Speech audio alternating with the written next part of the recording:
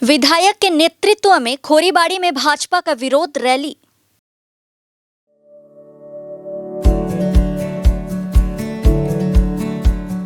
Pamper, not just a hospital, but a mother.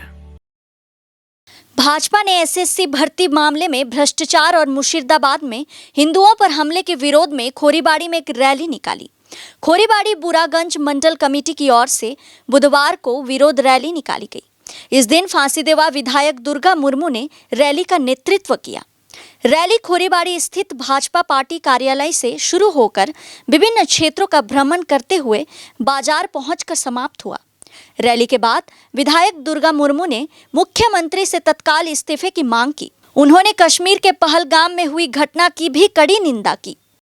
আজকে আমাদের প্রতিবাদ মিছিল ছিল যোগ্য অযোগ্য চাকরি অর্থাৎ 26,000 শিক্ষক যারা চাকরিহারা হয়েছে এই বিষয় নিয়ে এবং মুর্শিদাবাদের যে সমস্ত হিন্দুর উপর অত্যাচার এই নিয়ে আজকে আমাদের এই প্রতিবাদ মিছিল।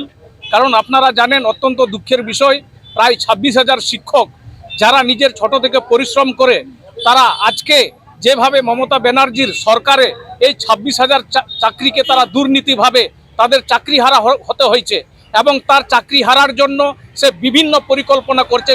কখনো জগন্নাথ মন্দিরে, কখনো মুর্শিদাবাদে তারা এই আড়ালটাকে ঢাকতে চেষ্টা করছে।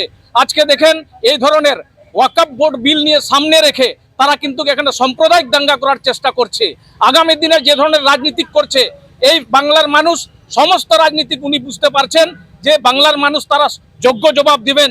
এই ধরনের হিন্দুর উপরে যেভাবে অত্যাচার, আর এখানে ইউনিস যে বাংলাদেশের টিম তারা এই মুর্শিদাবাদে আসে এই আমাদের হিন্দু বাঙালিদেরকে ঘর ছাড়া করেছে। তাই আমরা এটা অত্যন্ত আমরা ধিক্কার জানাই। আমরা এই প্রতিবাদে যে 26,000 যোগ্য অযোগ্য প্রার্থী অর্থাৎ তৃণমূলের কাছে সমস্ত তথ্য আছে। গতকালকে ব্রাত্য বসু বলেছেন যে উনি বলেছেন যে আমরা এটাকে কোনোভাবেই এখন আমরা লিস্টটা প্রকাশ করতে পারছি না। কারণ কেন, কার কাছে, সেটা কোর্টের কাছে নয়। সব থেকে বড় এই রিপোর্টটা আছে মমতা চোরের সেই দলের মন্ত্রী এখানে সমস্ত জড়িত।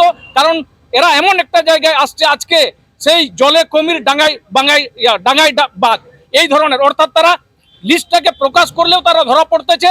এই জন্য এদেরকে হুঁশিয়ারি হতে হবে। আমি তৃণমূলের এই বার্তা দিতে চাই যে প্রত্যেকটি এই ধরনের যারা হিন্দুদের উপর এই যে ধরনের সন্ত্রাস করেছে, আপনারা জানেন হিন্দু পাকিস্তান এটা একদিন দ্বিভাগে ভাগ হয়েছে, তদারূপ এরা এই 30% নিয়ে এই রাজনীতি করাটা আমরা কখনো মেনে নেব না। আজকে আপনি দেখেছেন যে পাহেলগাঁওয়ের মধ্যে যা পরিস্থিতি, হিন্দুদেরকে বেছে বেছে অর্থাৎ তাদের দেহ থেকে বিবস্ত্র করে তাদেরকে গুলি করে মারা হয়েছে, তার আমরা কঠোর প্রতিবাদ আমরা এই মমতা ব্যানার্জিকে ধিক্কার জানাই এবং তার মুখ্যমন্ত্রী পদত্যাগ করতে আমরা দাবি জানাচ্ছি।